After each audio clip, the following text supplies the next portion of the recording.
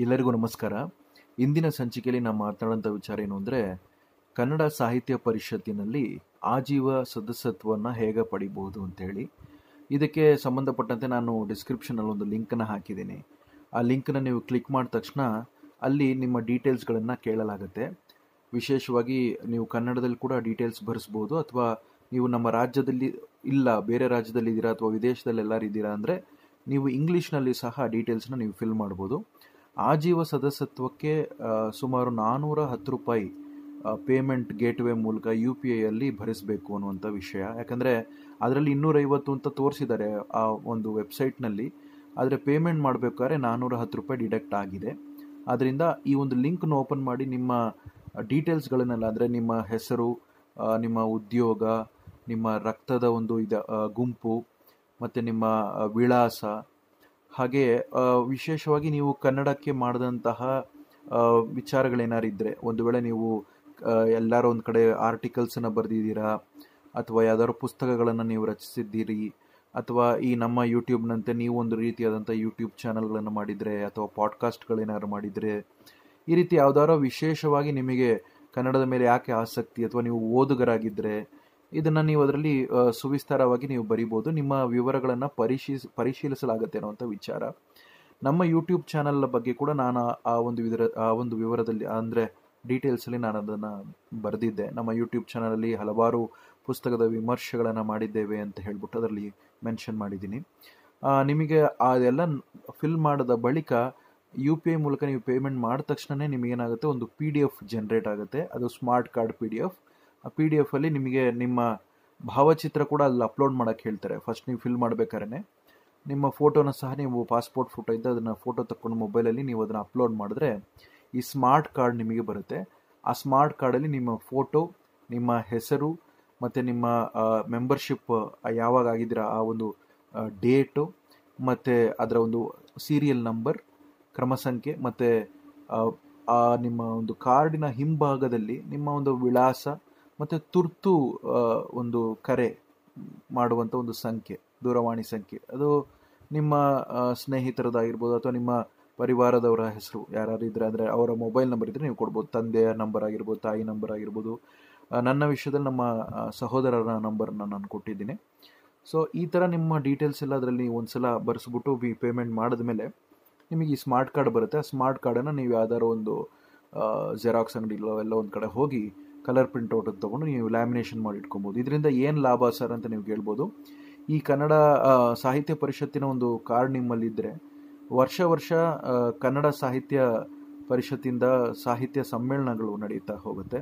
ಒಂದೊಂದು ಜಿಲ್ಲೆಯಲ್ಲೂ ಸಹ ಈ ಸಾಹಿತ್ಯ ಸಮ್ಮೇಳನಗಳಿರುತ್ತೆ. ಆ ಸಮ್ಮೇಳನದಲ್ಲಿ ನೀವು ಭಾಗಿಯಾಗಬಹುದು. ಒಂದು ಎರಡನೇದಾಗಿ ಆ ಒಂದು ಸಮ್ಮೇಳನಗಳಲ್ಲಿ ನಿಮಗೆ ಸ್ಟಾಲ್ಸ್ಗಳಿರ್ತವೆ. ಪುಸ್ತಕದ ಒಂದು ಸ್ಟಾಲ್ಸ್ಗಳಲ್ಲಿ ಹಲವಾರು ಪುಸ್ತಕಗಳು ಲಭ್ಯ ಸಿಗುತ್ತೆ ನಿಮಗೆ. ಆ ಒಂದು ಪುಸ್ತಕಗಳಿಗೆ ತಕ್ಕಂತೆ ಡಿಸ್ಕೌಂಟ್ಸ್ಗಳು ಸಿಗುತ್ತೆ. ನೀವು ಒಂದು ವೇಳೆ ಆಜೀವ ಸದಸ್ಯತ್ವ ಹೊಂದಿದ್ದಲ್ಲಿ ನಿಮಗೆ ಅದರಲ್ಲಿ ಒಂದು ರೀತಿಯಾದಂಥ ವಿನಾಯಿತಿಗಳು ಸಿಗುವಂಥ ಸಾಧ್ಯತೆಗಳು ಸಹ ಹೆಚ್ಚಾಗಿರುತ್ತೆ.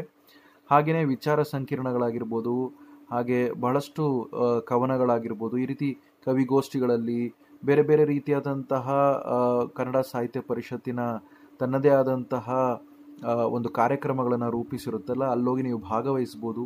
ಹಾಗೆ ಕನ್ನಡ ಸಾಹಿತ್ಯ ಪರಿಷತ್ ಅನ್ನೋದು ಬರೀ ಬೆಂಗಳೂರಿಗೆ ಮಾತ್ರ ಸೀಮಿತವಲ್ಲ. ನಮ್ಮ ಕರ್ನಾಟಕ ರಾಜ್ಯಾದ್ಯಂತ ಇರುವಂಥ ಎಲ್ಲ ಜಿಲ್ಲೆಗಳಲ್ಲೂ ಸಹ ಘಟಕಗಳಿದ್ದಾವೆ, ವಿಭಾಗಗಳಿದ್ದಾವೆ. ಅಲ್ಲಿ ಕೂಡ ಜಿಲ್ಲಾವಾರು ಕನ್ನಡ ಸಾಹಿತ್ಯ ಪರಿಷತ್ತು ಹಲವಾರು ಕಾರ್ಯಕ್ರಮಗಳನ್ನು ಕೈ ಜೋಡಿಸ್ಕೊಂಡಿರುತ್ತೆ. ಆ ಒಂದು ಕಾರ್ಯಕ್ರಮಗಳಲ್ಲೂ ಸಹ ನೀವು ಭಾಗವಹಿಸಬಹುದು. ಭಾಗವಹಿಸ್ಬಿಟ್ಟು ನಿಮ್ಮ ಒಂದು ಕನ್ನಡದ ಅಭಿರುಚಿಯನ್ನು, ನಿಮ್ಮ ಒಂದು ಏನು ಕನ್ನಡಕ್ಕೆ ಮಾಡುವಂಥ ಒಂದು ಸೇವೆ ಏನಿದೆ ಅದನ್ನು ನೀವು ಸಾರ್ವಜನಿಕರಿಗೆ ನಿಮ್ಮ ಕನ್ನಡದ ಸೇವೆಯನ್ನು ನೀವು ಮಾಡ್ಬೋದು ಅನ್ನೋದನ್ನು ಈ ಒಂದು ಸಂಚಿಕೆಯಲ್ಲಿ ಹೇಳಲಿಕ್ಕೆ ಇಷ್ಟಪಡ್ತಾ ಇದ್ದೀನಿ.